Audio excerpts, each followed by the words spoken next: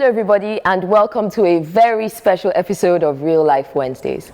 Now you might remember that a few weeks ago in the studio here we had a debate and the topic was the Lagos State government's ban on street hawkers. Now this was a topic that divided opinions very sharply. Some people argued for, some against, and our debate here in the studio generated a lot of very positive commentary, and so we decided to make this a regular part of our lineup. So every 2 weeks we will be breaking down a topic debate style here in the studio. Our topic for today is patriotic parameters, and we're talking about it in light of the recently concluded Olympics. Now, it's no secret that many Nigerians were very unhappy with the performance of our athletes who went to Rio.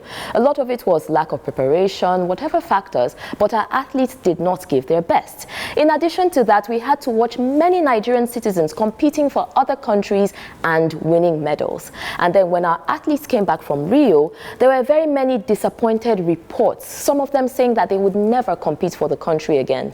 And this leads to our question for today. As an athlete, who is your ultimate responsibility to? To yourself, to your dreams, or to your country, whether or not that country is living up to your expectations? Our two guests are going to break this topic down very thoroughly.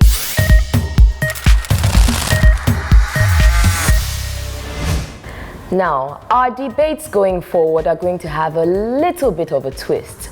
A few years ago, there was a quite popular reality debate series called The Debaters, and there were 2 seasons. I was one of the graduates of the second season. Anyway, that's an interesting bit of trivia aside. We're going to have some of the people from Debaters Season 1 and 2 argue or debate against everyday people. So this is also a test for all of you who used to watch and think, hey, I can argue it now. This is your chance. Come and argue it. We are here.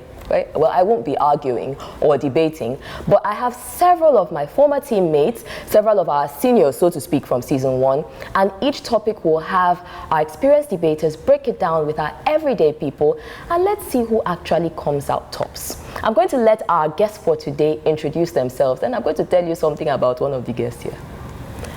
Let's start with the gentleman on my left. Hi. My name is Benjamin Dada and I'm a media enthusiast.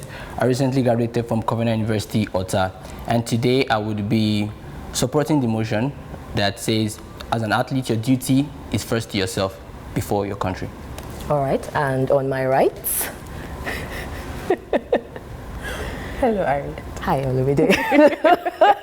Hi, my name is Olumide Gbadebo. I'm a business person. Yes. That's what I do now.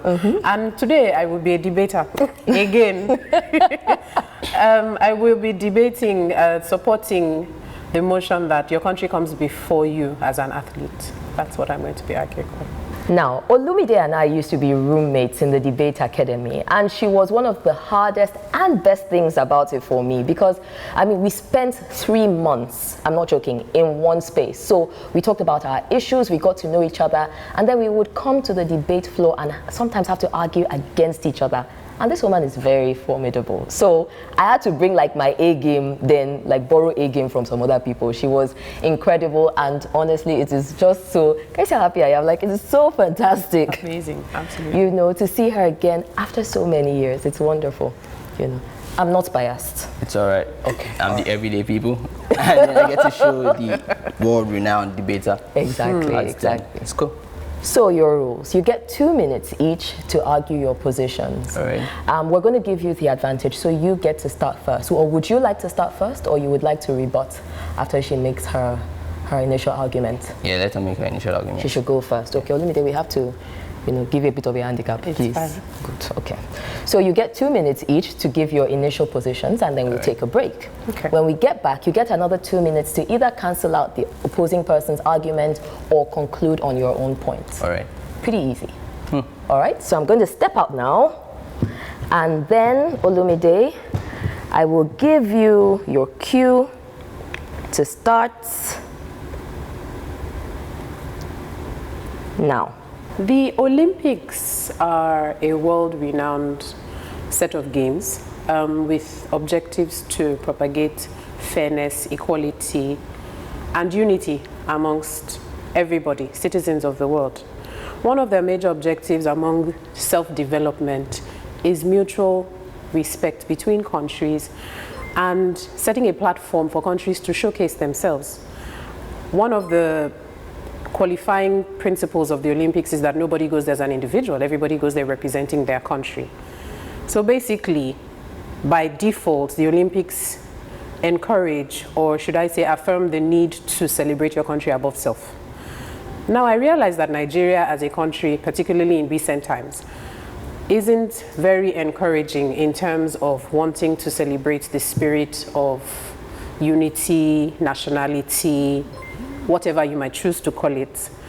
But you see, the reality of it is that every country in the world has been where we are right now at some point or the other.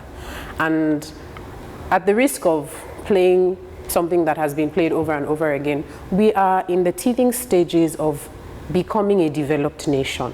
That comes with its disadvantages, and one of them is the fact that people do not have the sort of platforms that they would necessarily like to have, as opposed to other countries. So you see people going to other countries to get what they want, but then you need to ask yourself, at what point do you lay yourself on the line for the future? At what point do you decide to be the trailblazer and set a foundation that the future can take up after you and remember you for? So I believe this argument is not necessarily self versus country. It's actually about how patriotic you are in terms of, do you actually see your country in yourself? Because without your country, there is no self. I mean, society begins with an individual anyways. Thank you. And Benjamin, your time starts now. Hi, so growing up Nigerian, I had friends who, having watched the famous Jojo Okocha, wanted to be footballers, and then they wanted to play for their country. But you know what? They just weren't good enough. So what did I suggest? Get to a stage where you start by playing for art school. That is, you have to work on yourself. You have to undergo a couple of trainings that people like us would not naturally go through, because you want to represent your country at some point. So one thing for you as an athlete is self-development, and that's the only way someone will give you a chance to represent a group. So that's my initial argument.